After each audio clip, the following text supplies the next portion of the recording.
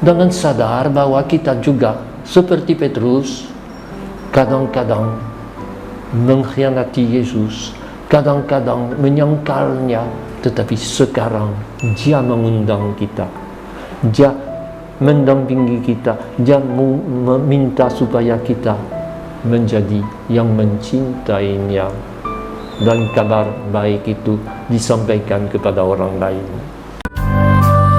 Engkaulah alat kasih-Nya, memancarkan segenap cintanya, beri kami semangat untuk melayani.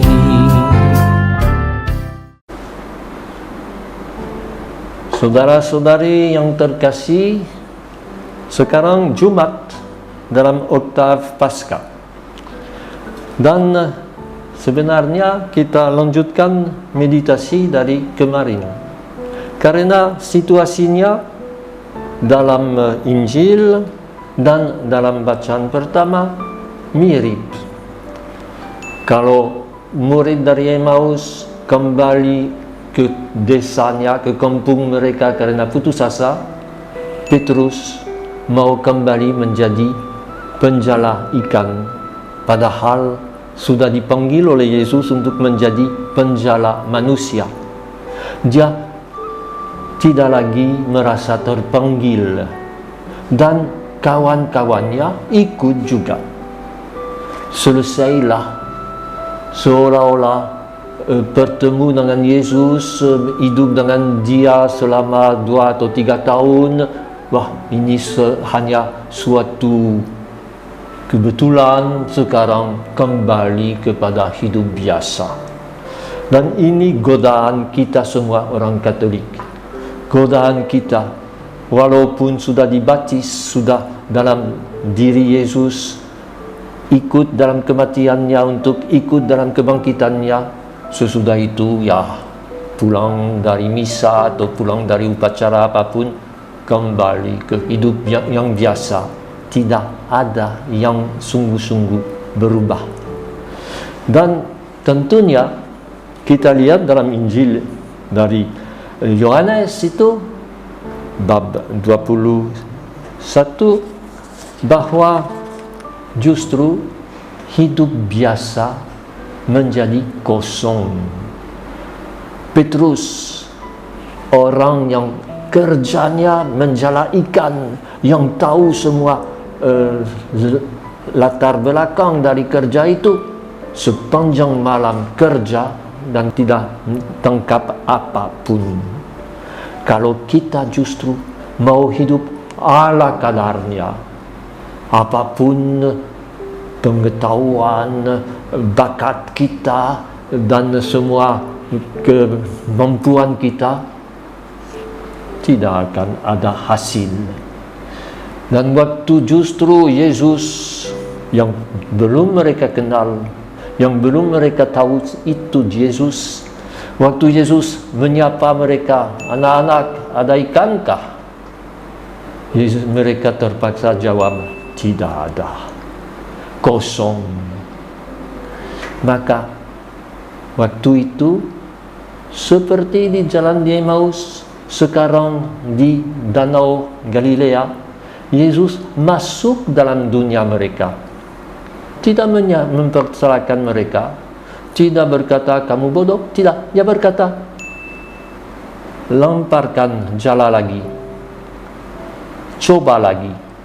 Memang dalam kerja seorang penangkap ikan yang profesional, melemparkan jala siang hari percuma, tidak akan menghasilkan apapun.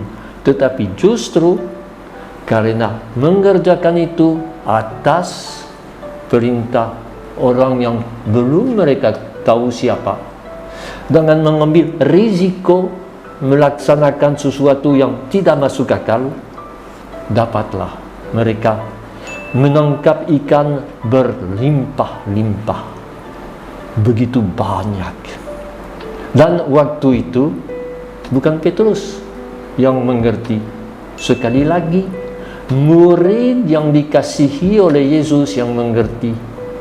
Ingatlah selalu, murid yang dikasihi oleh Yesus, bukan murid yang mengasihi Yesus, yaitu murid yang mewakili kita semua. Dia yang berkata, ini Tuhan. Dia baru mengenal siapa orang yang tadi mereka tidak tahu siapa orang itu. Dan waktu itu Petrus yang telanjang karena ini untuk bisa bekerja dalam laut dengan menjalaikan, tidak perlu pakaian, harus justru bebas. Petrus kena lagi pakaiannya dan terjun ke dalam air. Saya selalu kira waktu itu Yesus dengar ini Tuhan, dia ingat aku sudah mengkhianatinya dan dia mau menyembuhkan diri. Dia terjun ke dalam air. Tidak masuk akal terjun dalam air. Perahu sudah begitu dekat dengan pantai, lebih cepat sampai dengan perahu daripada berenang. Tetapi justru Petrus merasa sekali lagi, aku pengkhianat. Aku dulu janji mau ikut Yesus sampai mati dan sudah menyangkal, berkata aku tidak kenal dia. Barangkali ini juga sesuatu yang bisa kita renungkan untuk diri sendiri. Kita yang sudah dibaptis, kita yang sudah disebut pengikut Yesus karena Katolik, berapa kali kita menyangkal Yesus, buat seolah-olah kita tidak kenal dengan dia. Dan memang kalau Yesus nyata ada, pasti kita akan merasa sedikit bersalah, merasa mau menyembunyikan diri. Tapi akhirnya toh Petrus sampai ke pantai juga, dan sekali lagi Yesus menyapa Petrus, carilah ikan, ambillah ikan dari perahumu. Yesus tidak menegur Petrus, tidak mempersalahkan berkata, ingatlah dulu. Tidak, sebaliknya layani, cari ikan. Dia selalu, Yesus mau membawa yang positif dari kita. Kita tahu bahwa sesudah beri makan kepada mereka, Yesus akan tanya kepada Petrus, apakah engkau mencintai aku? Tetapi ini belum. Ini hanya membuat Petrus pelan-pelan menyadari bahwa Yesus tidak mempersalahkannya. Seperti berapa kali dalam Injil, aku tidak menghukum engkau, tetapi mulai sekarang jangan berbuat dosa lagi. Kita ingat referen dari Yesus untuk semua orang pendosa, untuk kita. Dan dalam hal ini memang perlu kita menemukan kekuatan, keberanian. Bacaan pertama, lanjutan dari bacaan kemarin, di mana Petrus dan Yohanes menjelaskan kepada umat yang simpatis, yang mau terima kabar baik itu, bahwa semua sesuai dengan kitab suci. Sekarang mereka harus menghadapi pemuka-pemuka agama yang justru mau melarang mereka omong tentang Yesus yang bangkit, yang justru mau menghambat kabar baik itu. Dan kita dengar Petrus dan Yohanes, Petrus yang berbicara, berkata, siapa yang harus kita dengar? Kamu, pemimpin-pemimpin, atau Allah? Berani ambil risiko, berani menentang kebiasaan untuk mau diam, mau buat semua biasa-biasa, dan berani membawa kabar gembira yang justru mengganggu karena memaksa kita keluar dari rutin, keluar dari kebiasaan.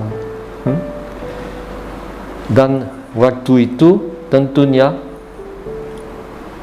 yang pembesar-pembesar itu dengan heran melihat bahwa yang bicara Petrus, Yohanes bukan ahli kitab suci, bukan orang-orang yang punya tempat yang istimewa dalam agama sebagai orang yang mempunyai panggilan khusus, tetapi orang biasa, kaum awam. Ini istilah yang diambil. Kita selalu dalam agama Katolik mau bedakan antara imam dan orang awam. Nah, justru orang awam dalam bacaan ini adalah orang yang bisa menyampaikan kabar yang mengejutkan. Dan dalam gereja sekarang dengan Sri Paus Fransiskus, justru inilah yang rencana Paus buat supaya semua orang beriman bisa omong, bukan hanya dengar, tunduk dan ikut semua dari atas, tetapi justru dari bawah membawa kabar yang tak diduga dan yang barangkali mengganggu, menguntungkan orang-orang yang biasanya begitu tahu bahwa akulah imam, akulah hierarki, akulah di atas. Justru Sri Paus dulu zaman tengah itu sebut dirinya pelayan dari pelayan Yesus. Ini justru dalam Injil, dalam bacaan pertama tadi, Petrus orang awam memberi ajaran kepada orang-orang yang hebat dalam agama.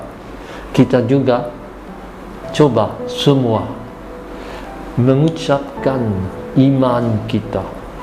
Semua bisa mengucapkannya tanpa ragu-ragu, dengan sadar bahwa kita juga seperti Petrus kadang-kadang mengkhianati Yesus, kadang-kadang menyangkalnya, tetapi sekarang Dia mengundang kita, Dia mendampingi kita, Dia meminta supaya kita menjadi yang mencintainya, dan kabar baik itu disampaikan kepada orang lain. Ini yang bisa kita renungkan juga, yang Mazmur untuk hari ini sangat menentukan. Batu yang dibuang oleh tukang-tukang bangunan telah menjadi batu penjuru. Itu kenyataan yang biasanya kita anggap sebagai tidak masuk akal, sebagai tidak ada guna, atau sebagai hal-hal yang merugikan, seperti dalam kisah orang Emmaus, seperti dalam kisah Petrus di Danau Galilea.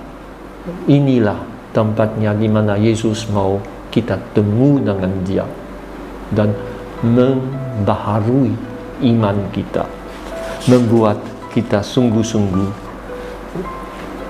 penuh harapan. Tuhan mengantar umatnya dengan selamat dan mencampaikan kita bisa selalu beriman, selalu yakin bahwa rencana Allah bukan sia-sia, tetapi membaharui segala-galanya. Aku